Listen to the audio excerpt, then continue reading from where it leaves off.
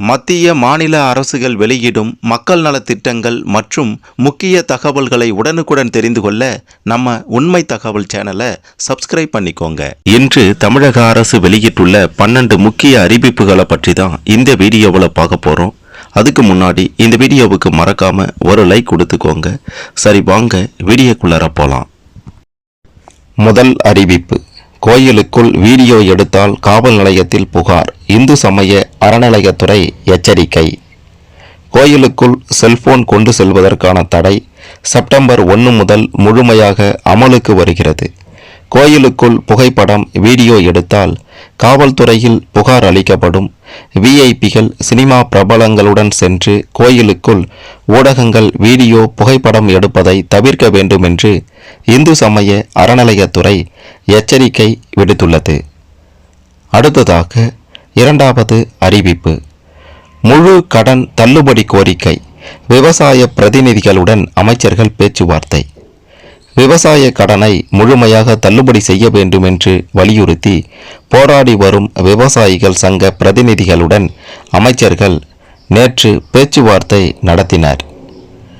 அடுத்ததாக மூன்றாவது அறிவிப்பு: மதுபானங்களுக்கு புதியதாக சுற்றுச்சூழல் சமூக நல வரி மசோதாவை தாக்கல் செய்தார் அமைச்சர் லோகேஷ் தமிழ்ச்செல்வன்.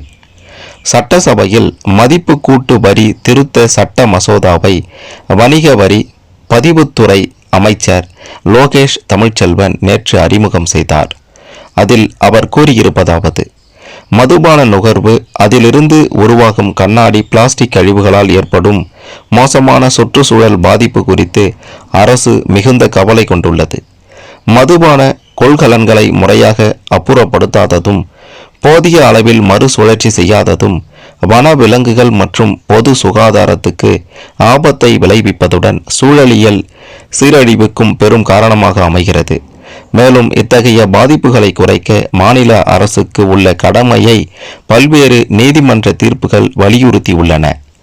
மது அருந்துவதால் ஏற்படும் தீய விளைவுகள், மதுபான கொள்கலன்களை முறையாக அப்புறப்படுத்தாததால் ஏற்படும் மோசமான சுற்றுச்சூழல் அபாயங்களை எடுத்துரைக்கும் விழிப்புணர்வு, கல்வி பிரச்சாரங்களுக்கும் இந்த நிதி வருவாய் பயன்படுத்தப்படும்.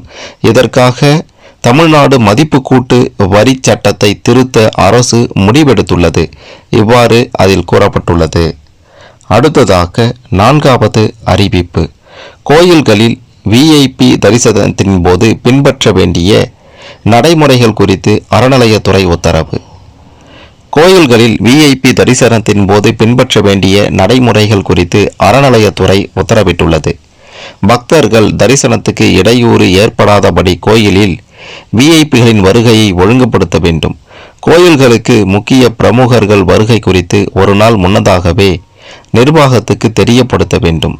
திருக்கோயில்களுக்குள் இறைவனின் திருவுருவங்களை புகைப்படம் எடுப்பது, கோயில் வளாகத்தில் புகைப்படம், வீடியோ, ரீல்ஸ் போன்றவற்றை பதிவு செய்வது மற்றும் ஊடகங்களுக்கு விஐபிகள், முக்கியஸ்தர்கள், திரைத்துறை பிரபலங்களுடன் கோயிலுக்குள் வீடியோ அல்லது புகைப்படம் எடுக்க அனுமதி வழங்குவது முற்றிலும் தவிர்க்கப்பட வேண்டும். இதுபோன்ற சம்பவங்கள் இனி வரும் காலங்களில் ஏதேனும் நடைபெற்றதாக செய்திகள் வெளியானால் அதற்கு பொறுப்பான சம்பந்தப்பட்ட அதிகாரிகள் மீது கடுமையான ஒழுங்கு நடவடிக்கை எடுக்கப்படும். விஐபிகள் வருகையின் போது கோயிலின் புனிதத்தன்மை, மரபு சார்ந்த விஷயங்கள் பாதிக்கப்படக்கூடாது. விஐபிகளின் வருகை குறித்த வழிகாட்டுதல்களை அனைத்து கோயில்களிலும் பின்பற்ற வேண்டும் என உத்தரவிடப்பட்டுள்ளது. அடுத்ததாக ஐந்தாவது அறிவிப்பு: கால்நடை மருத்துவ படிப்புக்கு +2 மதிப்பெண் அடிப்படையில் சேர்க்கை. பிரதமருக்கு முதல்வர் கடிதம். கால்நடை மருத்துவ படிப்புக்கு +2 மதிப்பெண் அடிப்படையில் மாணவர் சேர்க்கை தொடர்ந்து நடைபெறுவதற்கு நடவடிக்கை எடுக்க வேண்டும் என்று பிரதமர் நரேந்திர மோடிக்கு தமிழக முதல்வர் விஜய் கடிதம் எழுதியுள்ளார்.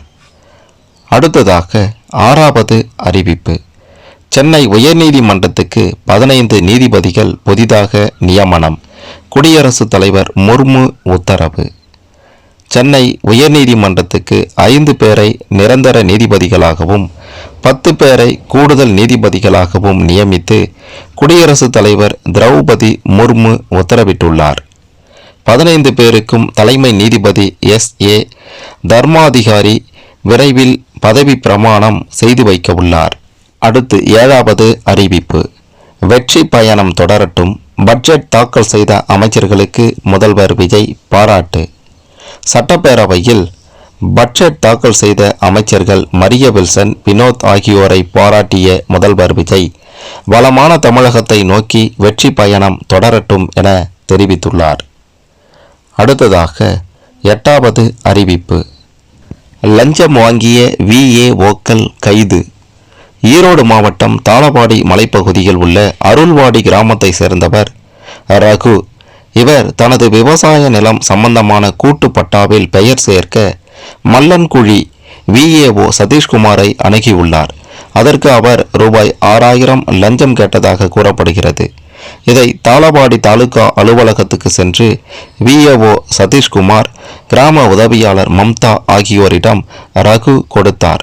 அப்போது மறைந்திருந்த லஞ்ச ஒழிப்புத்துறை போலீசார் இருவரையும் மடக்கி கைது செய்தனர். இதேபோல திருச்சி மாவட்டம் மண்ணச்சநல்லூர் தாலுகா ராசாம்பாளையம் கிராமத்தை சேர்ந்த மணிவேல் தாத்தா பெயரில் உள்ள நிலத்தை பட்டா பெயர் மாற்றத்துக்கு ரூபாய் 2000 லஞ்சம் வாங்கிய ராசாம்பாளையம் VAO நந்தகுமாரை லஞ்ச ஒழிப்புத்துறை போலீசார் மடக்கி பிடித்து கைது செய்தனர். அடுத்ததாக 9வது அறிவிப்பு. கன்னியாகுமரியில் ஆடி அமாவாசை திருவிழா முன்னிட்டு உள்ளூர் விடுமுறை. ஆடி அமாவாசை திருவிழா வருகிற 12ஆம் தேதி கொண்டாடப்பட உள்ளது.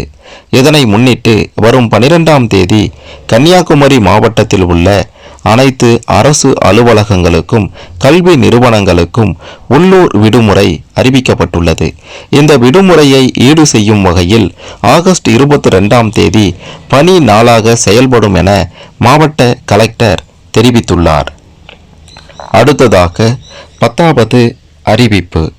வறட்சி பாதிப்பு குடிநீர் பற்றாக்குறையை சமாளிக்க ரூபாய் 288.97 கோடி நிதி ஒதுக்கி தமிழ்நாடு அரசு அரசாணை வெளியீடு.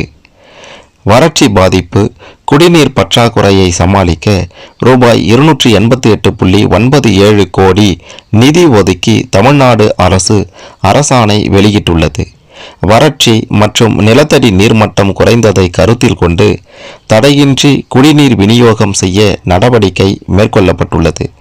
குடிநீர் வடிகால் வாரியத்துக்கு ரூபாய் 58.55 கோடி, ஊரக வளர்ச்சித்துறைக்கு ரூபாய் 36.65 கோடி நிதி ஒதுக்கி தமிழ்நாடு அரசு உத்தரவிட்டுள்ளது. பேரூராட்சி துறைக்கு ரூபாய் 96.41 கோடி, நகராட்சி நிர்வாகத்துறைக்கு ரூபாய் 97.36 கோடி ஒதுக்கீடு செய்யப்பட்டுள்ளது. அடுத்து 11வது அறிவிப்பு. பெரியாறு அணையிலிருந்து தண்ணீர் திறந்துவிட தமிழ்நாடு அரசு ஆணை. தமிழ்நாடு முதலமைச்சர் விஜய் உத்தரவுக்கிணங்க தேனி மாவட்டம் கம்பம் பள்ளத்தாக்கு இரு போக ஆயக்கட்டு பகுதிகளில் முதல் போகத்திற்கு 14,707 ஏக்கர் நிலங்களுக்கு வினாடிக்கு 200 கன அடி வீதமும், தேனி மாவட்டம் மற்றும் மதுரை மாநகராட்சிக்கு குடிநீர் தேவைக்காகவும் வினாடிக்கு 150 கன அடி தண்ணீரையும் சேர்த்து வினாடிக்கு 350 கன அடி தண்ணீரை பெரியாறு அணையிலிருந்து 8/8/2026 முதல் 120 நாட்களுக்கு தேவைக்கு ஏற்ப மொத்தம் 3,629 மில்லியன் கன அடிக்கு மிகாமல் தண்ணீர் வரத்து நீர் இருப்பை பொறுத்து தண்ணீர் திறந்துவிட தமிழ்நாடு அரசு ஆணையிட்டுள்ளது. இதன் மூலம் தேனி மாவட்டம் உத்தமபாளையம், தேனி மற்றும் போடிநாயக்கனூர் தாலுகாக்களில் உள்ள 14,707 ஏக்கர் நிலங்கள் பாசன வசதி பெறும். அடுத்து கடைசியாக 12வது அறிவிப்பு. உள்துறை அமைச்சர் அமித்ஷா வருகையை முன்னிட்டு புதுச்சேரி ட்ரோன்கள் பறக்க தடை. ஒன்றிய உள்துறை அமைச்சர் அமித்ஷா வருகையை முன்னிட்டு புதுச்சேரி ட்ரோன்கள் பறக்க தடை விதிக்கப்பட்டுள்ளது. நாளை மற்றும் நாளை மறுநாள் ட்ரோன்கள் பறக்க தடை என்று ஆட்சியர் குலோத்துங்கன் உத்தரவிட்டுள்ளார். மத்திய உள்துறை அமைச்சர் அமித்ஷா ஆகஸ்ட் 8 மற்றும் 9ஆம் தேதிகளில் 2 நாள் பயணமாக புதுச்சேரி மற்றும் தமிழகம் வருகிறார்.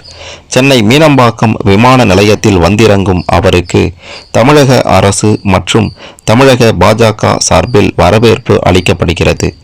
சென்னையிலிருந்து 8ஆம் தேதி மாலை ஹெலிகாப்டர் மூலம் புதுச்சேரி செல்லும் அமைச்சர் அமித்ஷாவை அங்கு துணைநிலை ஆளுநர் கைலாஷ்நாதன், முதல்வர் ரங்கசாமி, அமைச்சர்கள், எம்எல்ஏக்கள் வரவேற்கின்றனர். பின்னர் அவர் தனியார் ஓட்டலில் தங்குகிறார். ஆகஸ்ட் 8ஆம் தேதி மாலை புதுச்சேரி செல்லும் அவர் கோரிமேட்டில் ஆகஸ்ட் 9ஆம் தேதி நடைபெறும் புதுச்சேரி காவல்துறைக்கு குடியரசுத் தலைவரின் காவல் கொடி வழங்கும் விழாவில் பங்கேற்கிறார். பின்னர் அங்கிருந்து ஹெலிகாப்டர் மூலம் திருவண்ணாமலை செல்கிறார்.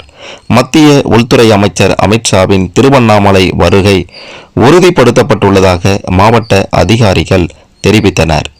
திருவண்ணாமலையில் உள்ள ரமணர் ஆசிரமத்தை பார்வையிட்டு அங்கு சில நிகழ்ச்சிகளில் அமித்ஷா பங்கேற்கிறார். அதன் பிறகு அவர் அண்ணாமலையார் கோவிலுக்கும் செல்லக்கூடும் என்று அதிகாரிகள் தெரிவித்தனர். அமித்ஷாவின் வருகையை முன்னிட்டு திருவண்ணாமலையில் விரிவான பாதுகாப்பு ஏற்பாடுகள் செய்யப்பட்டுள்ளன. இந்த நிலையில் அமித்ஷா வருகையை முன்னிட்டு புதுச்சேரியில் நாளை மறுநாள் என 2 நாட்கள் ட்ரோன்கள் பறக்க தடை விதித்து உத்தரவு பிறப்பிக்கப்பட்டு உள்ளது.